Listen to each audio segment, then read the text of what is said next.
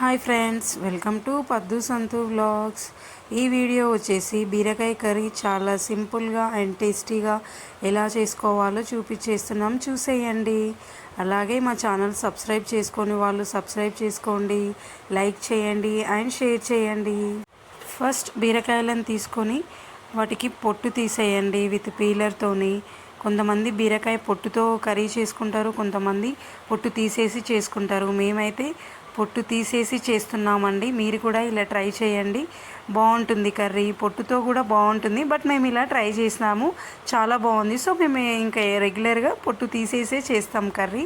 మీరు ట్రై చేయండి. బీరకాయలు, ఆనియన్స్, పచ్చిమిర్చి కట్ చేసుకొని పక్కన పెట్టుకోండి.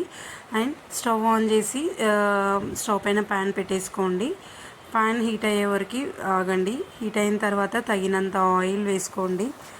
అండ్ ఆయిల్ కూడా హీట్ అయ్యే వరకు వెయిట్ చేయండి. మేము చాలా ఆయిల్ తక్కువ తింటాం కర్రీస్లో, సో మేము చాలా తక్కువ వేస్తుంటాము ఆయిల్. మీరు ఇన్ కేస్ ఎక్కువ తినే వాళ్ళైతే మీరు ఎక్కువ వేసుకోండి, మేమైతే తక్కువే వేసుకుంటాము. సో ఆయిల్ కూడా వేడయ్యే వరకు వెయిట్ చేయండి. ఇక్కడ ఆయిల్ వేడవుతుంది.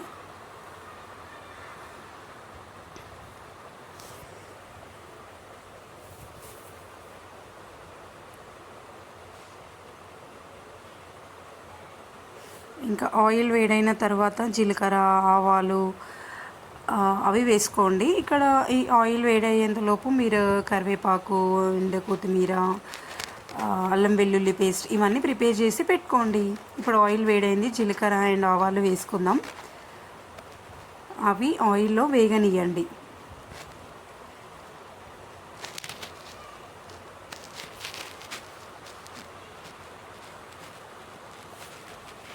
అలా వేగిన తర్వాత ఎండుమిర్చి వేసుకోండి.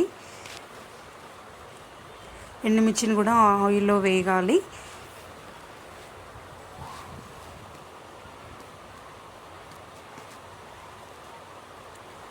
అలా వేగిన తర్వాత ఆనియన్స్ కూడా వేసుకోండి, కట్ చేసి పెట్టుకున్న ఆనియన్స్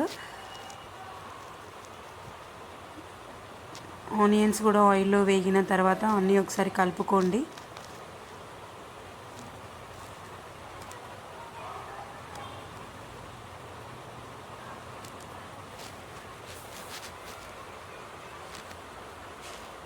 అలా కలుపుకోండి ఒకసారి.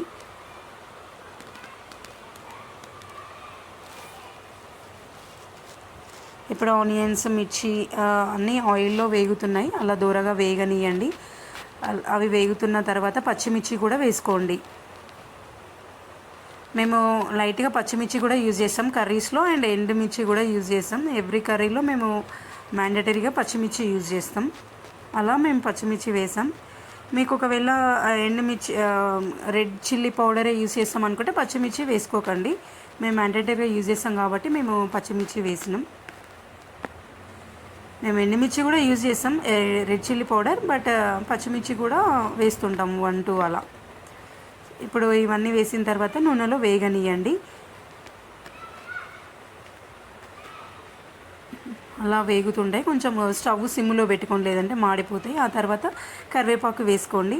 మేము మా విలేజ్ నుంచి ఫ్రెష్గా తెచ్చుకున్న కరివేపాకు, మంచి స్మెల్ వస్తుందండి. ఫ్రెష్ న్యాచురల్ కరివేపాకు తెచ్చుకున్నాం మేము.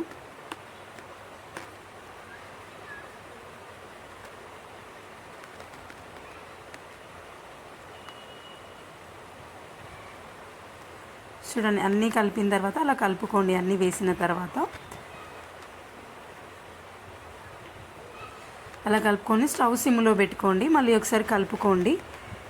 ఆ తర్వాత కొంచెం చిటికెడంత తగినంత పసుపు వేసుకోండి.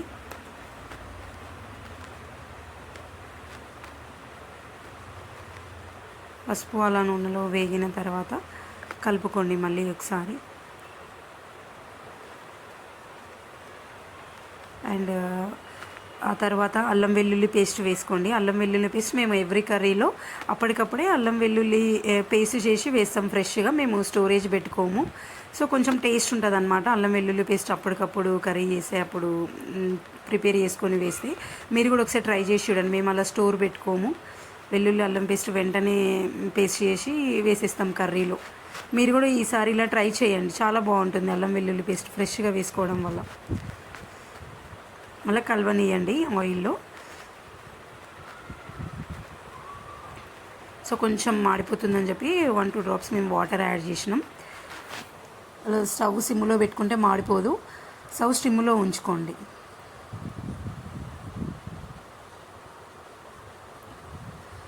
సిమ్లో పెట్టి అలా వేగనియండి.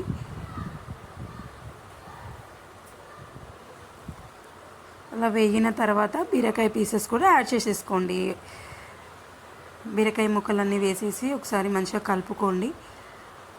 బీరకాయ తొందరగా వేగుతుంది, ఎక్కువ టైం తీసుకోదు. వాటర్ ఉంటుంది కదా బీరకాయ, సో తొందరగా వేగుతుంది. అన్ని కర్రీస్ లాగా చాలా టైం తీసుకోదు ఇది.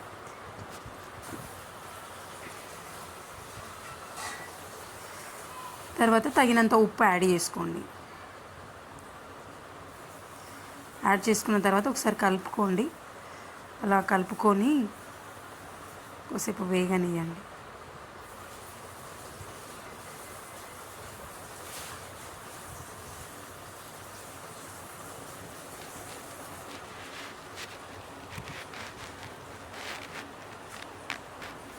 అలా మూత పెట్టేసుకొని స్టవ్ సిమ్లో పెట్టి ఉంచండి ఒక 1-2 మినిట్స్.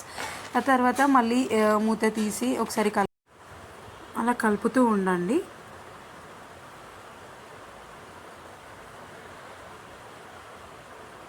ఒక 1-2 మినిట్స్ అలా స్టవ్ పైన ఉంచండి. ఉడుకుతుంది బీరకాయ, ఎమ్మి స్మెల్ వస్తుందండి. ఆ తర్వాత కొంచెం కారం యాడ్ చేసుకోండి. మేము ఆల్రెడీ పచ్చిమిర్చి వేసినాం కాబట్టి కొంచెమే కారం వేసుకుంటున్నాం. మీరు పచ్చిమిర్చి వేసుకోకుంటే కారం కొంచెం ఎక్కువ యాడ్ చేసుకోండి. ఇలా కారం యాడ్ చేసుకున్న తర్వాత మళ్ళీ ఒకసారి కలిపి అలా ఉడకనివ్వండి.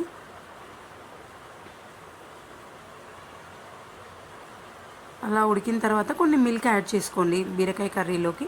మా సైడ్ మేము కొన్ని కర్రీస్కి మిల్క్ యాడ్ చేస్తామండి. కాకరకాయ, బీరకాయ అండ్ సోరకాయ ఈ కర్రీస్కి మిల్క్ యాడ్ చేస్తాం.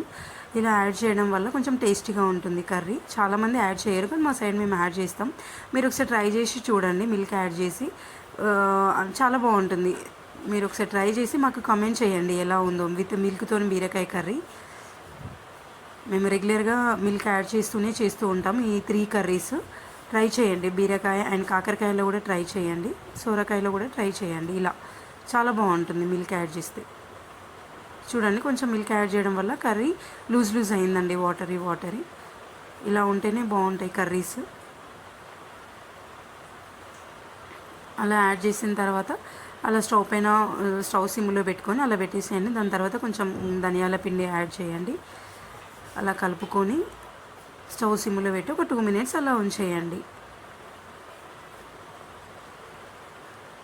సో ఇప్పుడు మూత పెట్టేసుకొని పక్కన పెట్టేసుకోండి. అలా ఉడకనియండి. మళ్ళీ మూత తీసిన తర్వాత కొంచెం కొత్తిమీర యాడ్ చేయండి. కొత్తిమీర లాస్ట్లో యాడ్ చేయాలండి, సో దాని ఫ్లేవర్ బాగుంటుంది. అలా యాడ్ చేసిన తర్వాత ఒకసారి కలుపుకోండి.